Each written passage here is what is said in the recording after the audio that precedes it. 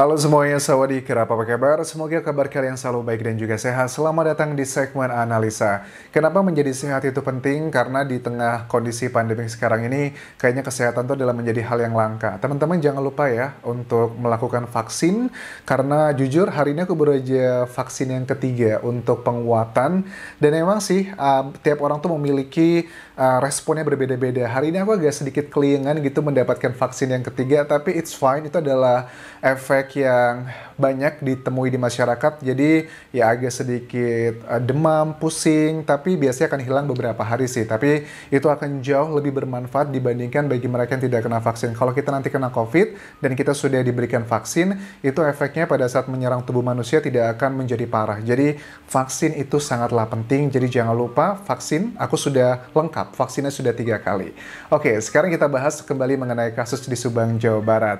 Di video kali ini kita akan bahas mengenai sketsa ya, sketsa wajah bagian kanan atau kiri, samping yang tepat, itu juga dengan bagian belakang yang diduga kuat adalah bagian dari pelaku pembunuhan di Subang di 18 Agustus 2022. Ada banyak foto-foto yang beredar di dunia internet. Salah satunya adalah foto-foto mengenai dua orang yang pakai topi, yang pakai baju kotak-kotak. Pada saat diwawancara itu adalah Pak Indra ya, Pak Indra Zainal, Kepala Desa Jalan Cagak. Pada saat diwawancara di sebuah channel dan juga sejumlah media, itu terlihat ada dua orang yang kesannya itu mengawal gitu Pak Indra pada saat diwawancara. Banyak yang menanyakan sebenarnya mereka itu siapa sih? Nah, kemudian Pak Indra juga aku baca di sejumlah media massa online mengatakan bahwa kalau dua orang tersebut menurut dia adalah intel gitu, pihak kepolisian. Oke, so kita sudah mendapatkan klarifikasinya. Tapi pada saat Pak Indra pun sudah mengatakan seperti itu, ya netizen kita adalah hal yang wajar kan ya. Ada yang percaya, ada juga yang tidak percaya. Tetap aja walaupun sudah diklarifikasi seperti itu siapa sih dua orang tersebut? Pak Indra sudah mengatakan mereka itu adalah intel, tapi banyak yang masih nggak percaya. Coba deh dibuka gitu. Karena ada juga kan sebagian netizen berpikir, ya walaupun dia intel bukan berarti dia nggak terlibat dong Anjas. Karena kan ada dugaan juga nih, ada oknum-oknum yang terlibat di sini. Kita nggak tahu apakah dugaan ini akan menjadi kenyataan ataukah hanya sebagai suuzon aja dari sebagian netizen. Kita akan lihat waktu yang akan membuktikan semuanya. Nah, sebenarnya gini ya, kalau aku lihat dari dua orang yang berada di belakang Pak Indra pada saat diwawancara itu, ya agak kecil kemungkinan kalau mereka itu adalah terlibat ya. Karena apa ya, alasan pertama adalah biasanya kalau orang terlibat kan pasti mereka nggak mau berada di depan media gitu. Apalagi di wawancara, banyak media massa wawancara Pak Indra, dia kok tiba-tiba nongol di belakang, itu kan sama aja kayak suicide, kayak sama aja kayak bunuh diri gitu. Makanya menurut aku sangatlah tidak masuk akal. Itu adalah bagian yang pro dengan dua orang tersebut. Tapi bagian yang kontra dengan dua orang tersebut juga aja mereka bisa mengatakan, siapa tahu aja Anjas, mereka itu bener loh. Pertama dari bajunya aja kotak-kotak tuh. Apalagi jaraknya dengan hari kejadian, di mana ini adalah diambil di tanggal 18 Agustus 2021, yang notabene itu kan beberapa jam setelah terjadinya eksekusi pembunuhan tersebut. Siapa tahu aja itu adalah keteledoran mereka dan mereka sengaja menunjukkan wajahnya di depan agar kadang kan ada beberapa anomali yang kita lihat ya.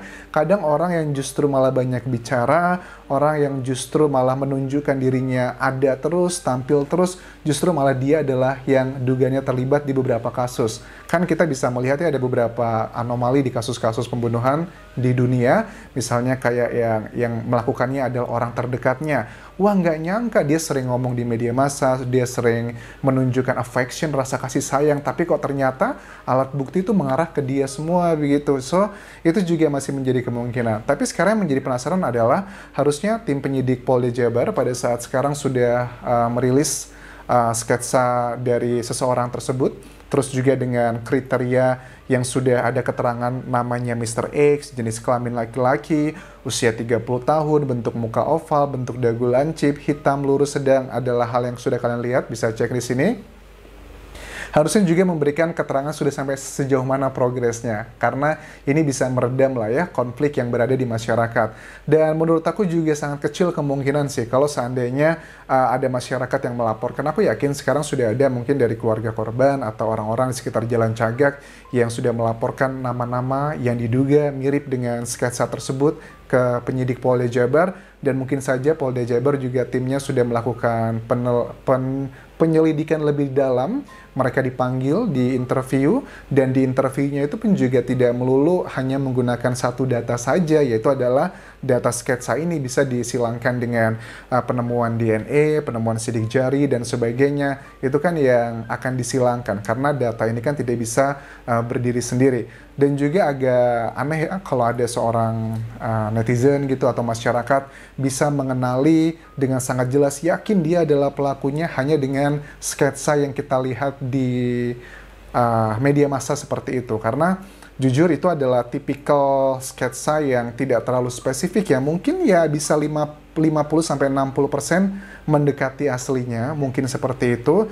Tapi apalagi ditambah dengan keterangannya misalnya oval, berapa banyak pria berwajah oval di Indonesia, berapa banyak yang usia 30 tahun, berapa banyak yang dagunya lancip dan juga kulit putih.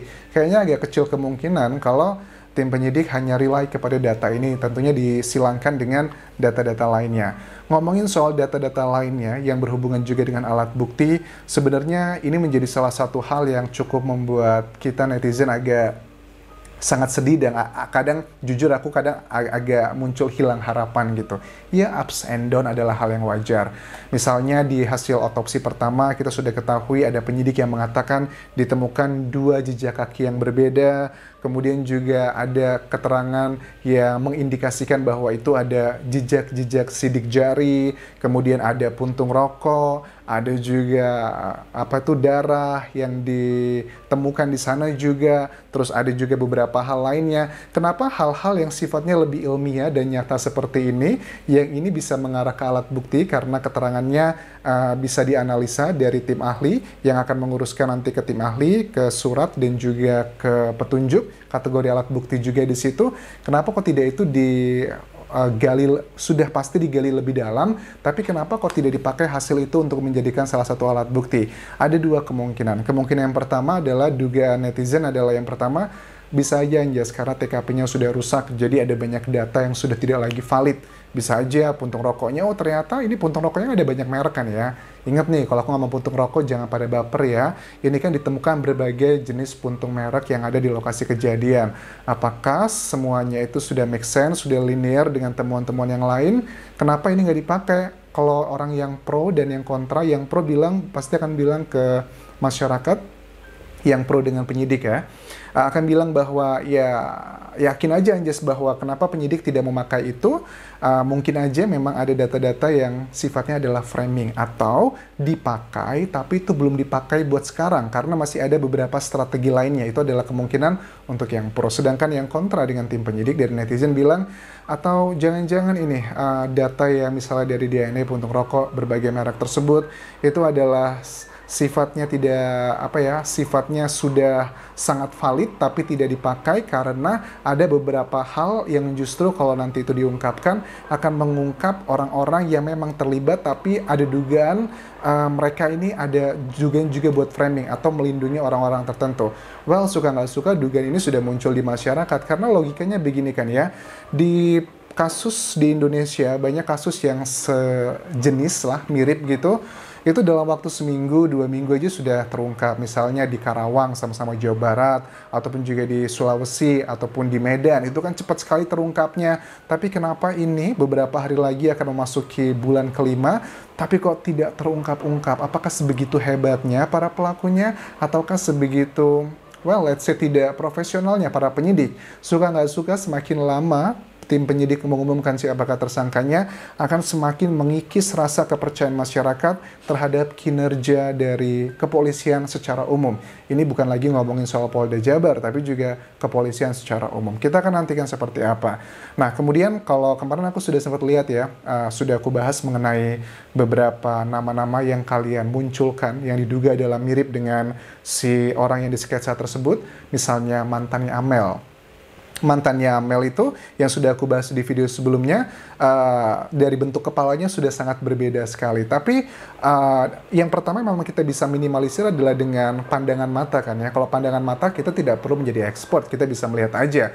Untuk bilang sebuah barang itu adalah barang apel, barang jeruk, kita nggak usah harus menjadi expert karena itu adalah pandangan mata. Menurut aku pada saat aku bahas di video itu dengan mantannya Amel, yang sudah aku bandingkan fotonya, kenapa aku bilang tidak mirip? Karena bentuk kepalanya sangatlah berbeda. Tapi kalau untuk kulit, kalau untuk baju, rambut, itu adalah hal-hal yang sifatnya ada banyak subjektivitinya. Tapi kalau bentuk kepala, tengkorakan agak sangat sulit ya. Bentuknya juga ini kan di keterangannya penyidik adalah oval bentuk mukanya. Kalau yang mantan itu agak sedikit kotak kan ya, karena dia memang kurus sekali.